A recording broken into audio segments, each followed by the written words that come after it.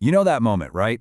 You're writing something and you just freeze. Is it octopuses or octopi? It's one of those classic English grammar headaches we've all had. Well, today we're going to tackle one of the trickiest parts of the language head on, those pesky irregular plural nouns. Let's crack this code together. And it all starts with questions like this one. So you have one goose, and the plural is two geese. Makes sense.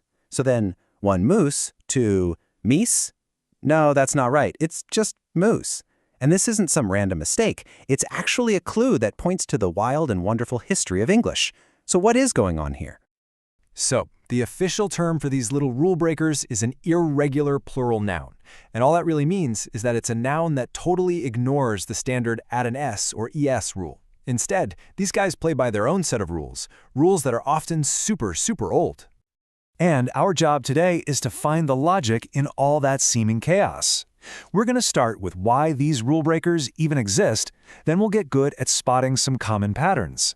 After that, we'll look at plurals that we've borrowed from other languages, tackle the really weird ones, and finally, get you to a place where you can feel confident with all of them. All right, first up, the plural rule breakers. You know, it really helps to stop thinking of these words as wrong and start seeing them as having these incredible backstories. English has been borrowing, mashing up, and evolving words for centuries. And these plurals, they're like little historical fossils baked right into our modern language. So while it might seem totally random at first, there are actually some hidden systems at play here. Let's dive in and start spotting some of the most common patterns. And I bet you already know more of these than you even realize.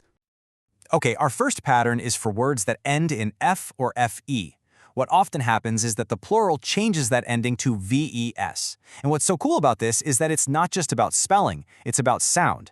It's actually kind of hard to say a sharp F sound right before an S sound. Seriously, try it right now. Nifs. See? Your mouth just naturally wants to soften that into a V sound. You see it all the time. One knife turns into two knives. One life becomes many lives. A single leaf falls from a tree full of leaves. You can really hear how that F sound just melts into the much smoother, easier to say vez ending. But hey, this is English, so of course there are exceptions. Words like roofs and proofs just don't follow the rule. So yeah, the patterns are a fantastic guide, but you always have to be ready for the occasional curveball. Let's move on to a pattern that's a real throwback to the older forms of English, the vowel change. So instead of tacking something on to the end of the word, the very middle of the word itself transforms to become plural. And these are the ones you definitely know. Foot becomes feet. Goose becomes geese. Hey, there's our friend from the beginning. Man becomes men, and woman becomes women. These are basically leftovers from a time when plurals were made in a totally different way, and for whatever reason, they've just stuck around. And that last one, women, has a really fun story. The famous dictionary guy, Noah Webster, he actually argued that we should spell it W-I-M-M-E-N because, well, that's how we say it. His idea never really caught on, but it just goes to show you that people have been trying to make sense of these quirks for a long time. Now, not all of our irregular plurals are relics from Old English. Another huge reason for all this weirdness is that English is basically a language of thieves. It's stolen words from Latin, Greek, French, you name it. And sometimes, when it takes the word, it takes the grammar rules too. And here's something you'll see a lot with these borrowed words. They often have two different plural forms. You've got the super formal, traditional version, like foci or radii, which you'll probably see in a scientific paper, but then you've got the more common, Englishified version, like focuses or radiuses, which is totally fine to use in everyday conversation.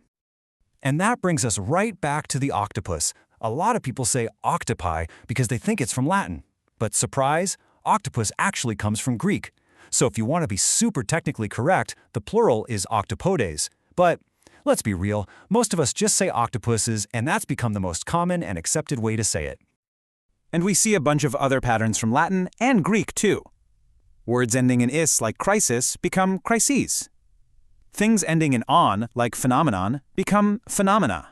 And of course, the classic, words ending in like bacterium, become bacteria. All right, time for our last group, the truly strange plurals. These are the ones that don't seem to follow any pattern whatsoever. They either change in a really big way, or they don't change at all. So let's start with the ones that stay the same. You know these. One sheep, two sheep. One fish, a school of fish. And yep, one moose, a herd of moose.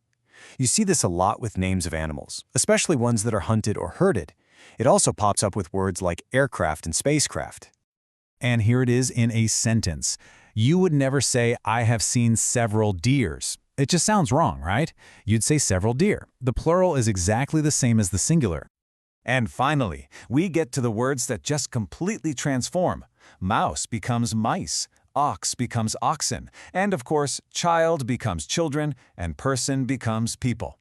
These are some of the oldest words we have, and their plurals are total one-of-a-kinds that, honestly, you just have to memorize. So, after going through all these patterns and all these exceptions, where are we? Well, we started with that confusing goose and moose problem, but now the picture should be a lot clearer. It's time to go from feeling confused to feeling totally confident. So, here's your new toolkit. The next time you're stuck on a plural, just try this 3-step process. First, look at the word. Identify its ending or its structure. Is it an F word? Does it have that vowel change thing going on? Is it a loan word from Latin? Second, try to recall the pattern we've talked about. And third, just use it with confidence. And that brings us to one last thought. Language isn't set in stone. It's always changing, always evolving. I mean, look, people are already choosing octopuses over octopi. So I'll leave you with this question to chew on. Which of these rules do you think is next on the chopping block? Are we going to be talking about several mooses in the future? It's kind of fun to think about.